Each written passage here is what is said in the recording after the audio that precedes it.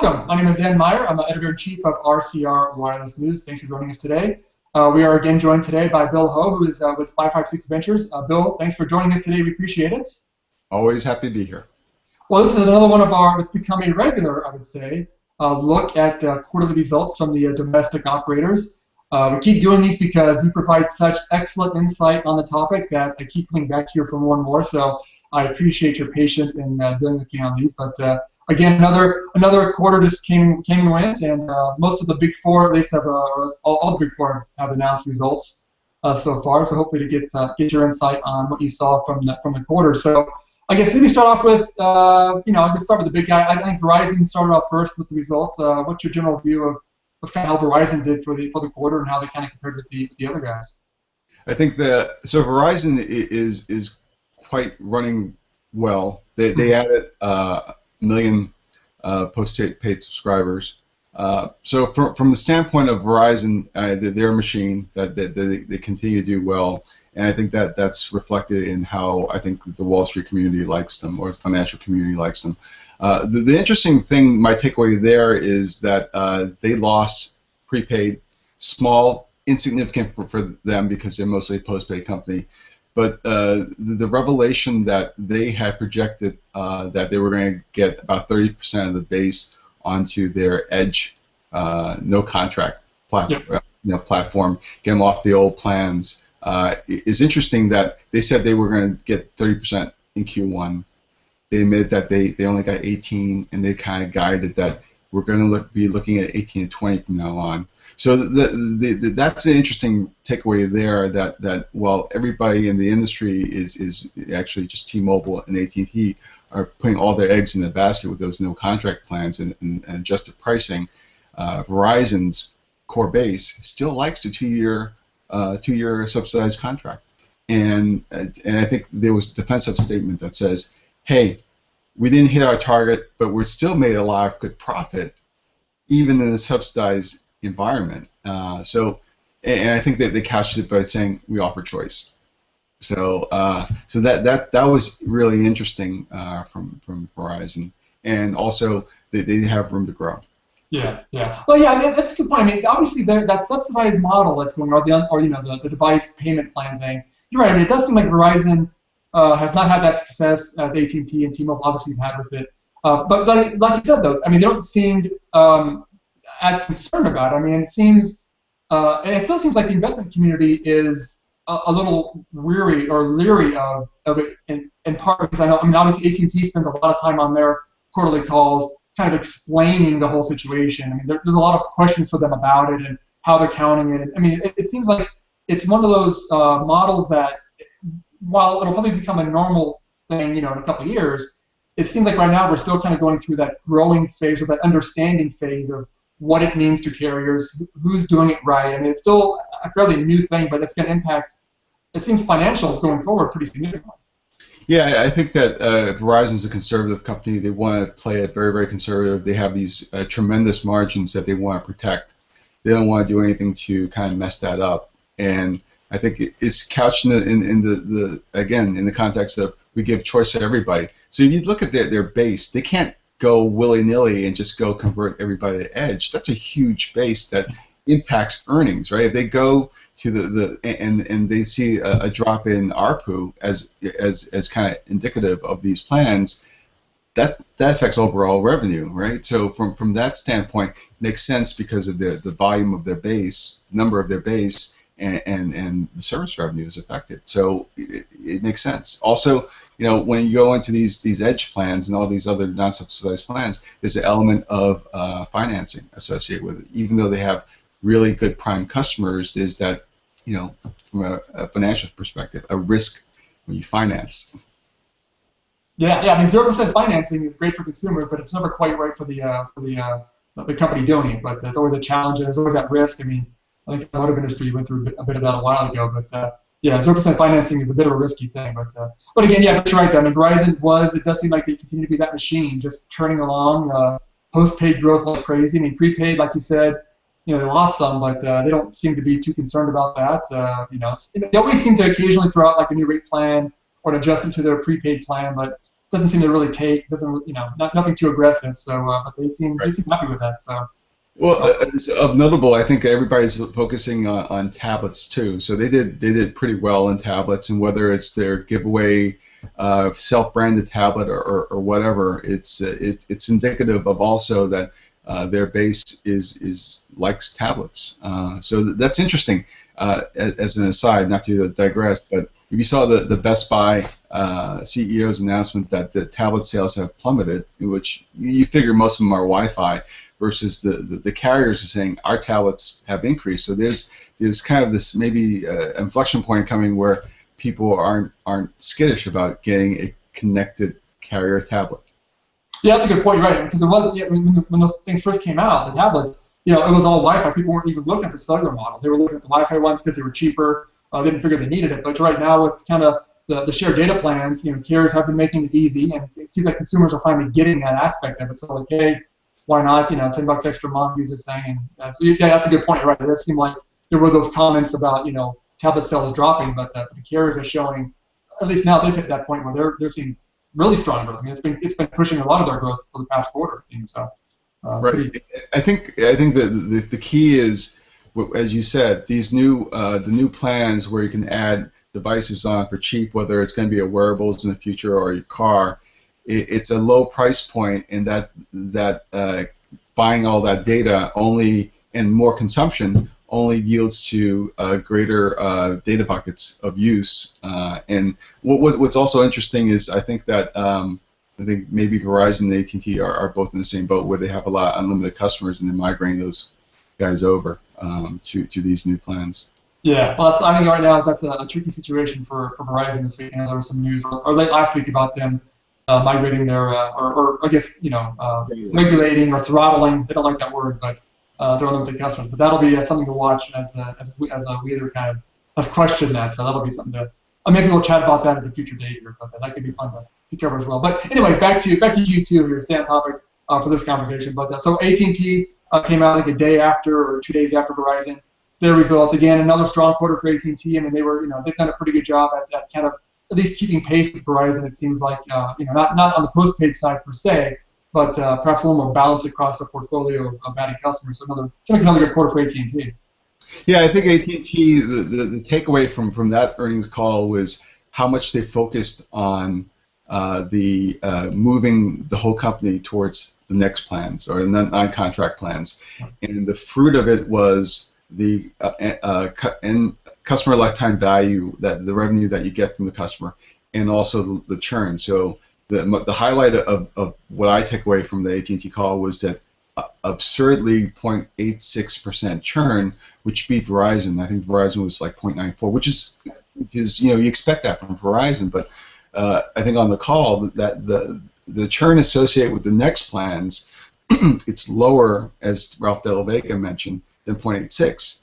So they found the secret sauce. They can quasi have their cake and eat it too, because they're decreasing the subsidies on the handsets, and it's a draw. And they said that they're migrating people from the old unlimited plan to these new plans because they're probably lower in price in terms of total bill, but as they use it more and as they increase the number of devices in the future, then that average bill should increase.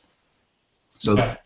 that was a good takeaway from those guys. Yeah, and it seems like they're definitely kind of at that leading edge. I mean, T-Mobile's done pretty well with the device financing, but it seems like AT&T's greater scale has definitely become a very good model for how that move to the device financing model is coming along. And like I said, yeah, they are spending a lot of time having to explain it and trying to explain out the lifetime value, like I said, of customers who are on these plans. And but it seems like maybe they're starting to get that message across in a pretty good way. So. Yeah, and I think that it's a function of marketing and consumer psychology. So if you take a look at a lot of the AT&T Next campaigns, they're touting zero money down. So in contrast to 2-year plans where if you're a family of 4 and everybody goes for a $200 phone, that's $800 you walk out of the store with, as opposed to, hey, the zero down, it's in the bill. So I think it strikes a good balance on consumer psychology. And from a psychology standpoint, you can afford, if you will, to get more accessories. So I think other carriers have talked about accessory sales as being a big driver. I think Sprint is throwing in financing for accessories as well as T-Mobile. So that plays into the consumer psychology of kind of driving revenue. Yeah. I mean, they're walking out of the stores now with bags full of goodies now. They got their phones, they got their accessories, they got their tablets in there, and they're walking out and they're like, no money down. It's like, hey, I got free stuff. And, obviously that first bill comes, they're like, whoa. But still, at that point, hopefully they're prepared for it. But yeah, interesting how that's working out. But maybe we will jump onto I guess let's do Sprint. Obviously the number 3 carrier still for now when it comes to the size, but they had another quote unquote Sprint quarter. They've always been going through their issues the past few quarters or years. But I talked to them a little bit after their call, and it seems like they're hoping, or they're getting closer to seeing that light at the end of the tunnel with all the issues that have gone on. What's your general take on how Sprint did in Q2? I think we were all expecting, they were guiding that they were going to keep on losing, right? So they were guiding on postpaid and prepaid. So we kind of expected them to lose, and it was a matter of how many. I think you wrote about it, and others wrote about that it was lower than what people expected. Mm-hmm. What was interesting, again, is the second quarter they have that chart. It was kind of a ladder chart, a pyramid chart of where, when they get the network built. And it was kind of a quasi thing of saying, our churn goes down once everybody's enjoying the network, and during construction, churn increases and spikes. So that's the thing they've been playing for a couple of quarters. Maybe they'll bring it out, that chart again, and reiterate that again next quarter. But I think what killed them also in terms of total net adds is how Assurance, their prepaid stuff. So their prepaid losses was really killed them. Yeah, substantial. Yeah. It was, and they said as Assurance. Everybody said, I think they guided that several quarters back, knowing the FCC decision. So once where it was a net add engine in previous years has been kind of the taking a hit for it. So I expect them to kind of lay off on something like that, and maybe by laying off on that and with prepaid, maybe coming back a little bit more competitively, that they can get out of the negative territory in a couple of quarters.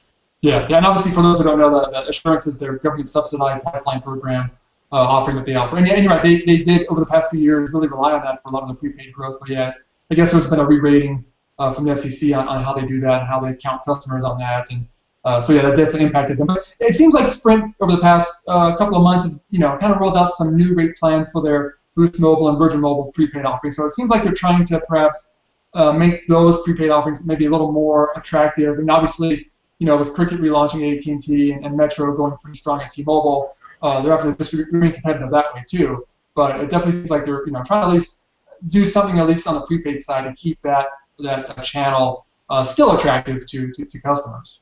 Right. I think the prepaid monthly unlimited is so competitive. I think much more so than the postpaid.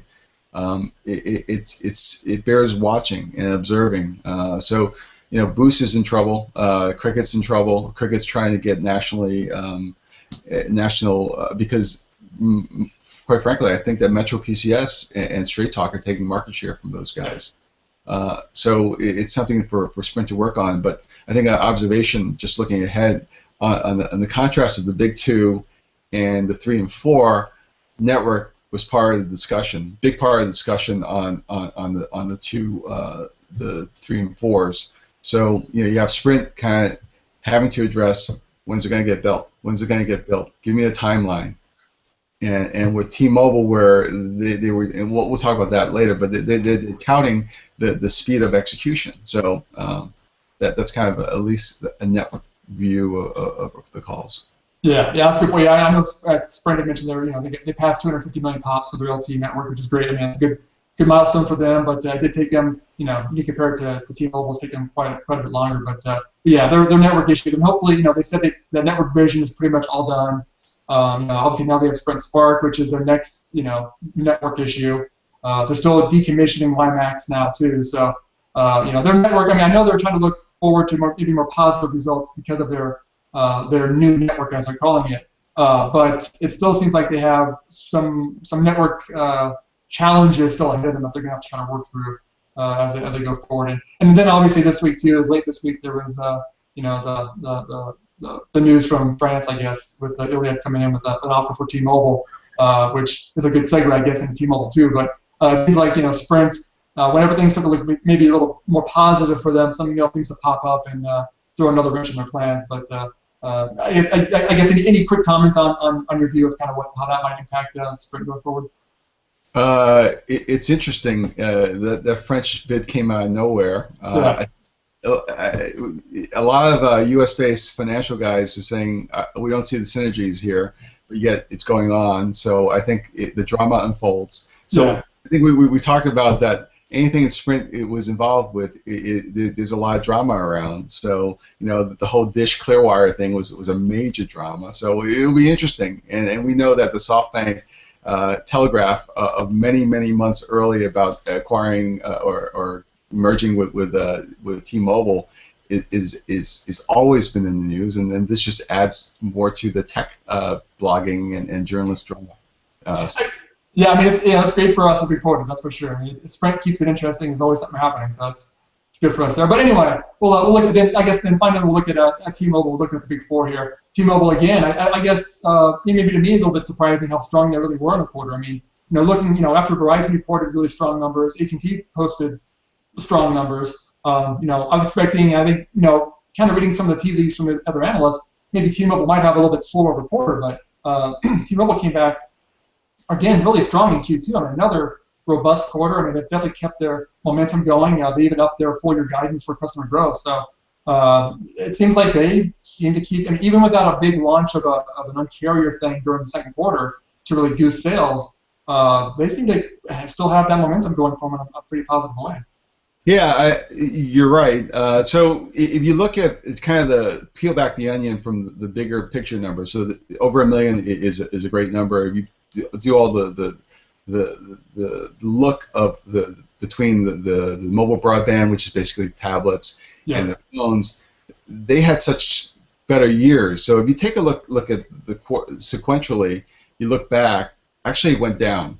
Yeah, it did quite a bit. You're right. Yeah. So nothing could beat the Q1. Q1 was phenomenal for those guys, but it's dropped to like 590 or plus K, but the previous ones were in the sixes. So they are to some extent slowing, but they're still putting up pretty decent numbers, which is reflected in the moving their guidance of net postpaid ads up from their Q1 projection. I think another piece of it is their promo that they're hanging their hat on. Well, not hanging their hat on, but they launched a promo that added more data to their the 4-line $100 family plan. Yep. So that can help the cause. And I think if you hear Ledger, he's saying that it's a huge switching opportunity when the new iPhone comes out. And so he's been saying that in a lot of media segments. So I think they're betting big on that. So kudos to them. They're really really doing well. What's interesting also is that they're executing well on prepaid. Mm-hmm. So one of the slides was how fast they were executing on integrating Metro PCS, refarming, and just increasing distribution points. So good credit to those guys that they are. I mean, the other guys are Cricket is just kind of coming, just starting over, if you will, and Boost is kind of trying to stay afloat against a very strong nationally distributed Metro PCS. Yeah, T-Mobile's done great. I mean, especially when it comes to the network, they're not afraid to make rapid changes to the network. I mean, it seems like the leadership there, No Ray. I mean, they're definitely been very aggressive with network initiatives. I mean, they're not. It doesn't seem like just much of a question and answer. They're not like going over the numbers. I mean, if they want to do something, they seem to kind of jump on it and figure out the way to do it quickly. And like I said, with the Metro integration, and markets, they're shutting down, the Metro CDMA network pretty rapidly. And obviously, it helps. You have customers migrating to the GSM phones, but they're moving pretty aggressively at getting that done and not letting it linger over their financials over a long period of time. And it's just it seems like it's the same even with their LTE rollout. I mean, they didn't let that linger very long. they put the money towards it. They're letting it get done, so it kind of reduces that question, that hangover from analysts who are always wondering when it's going to be done. How's that coming? They move pretty aggressively.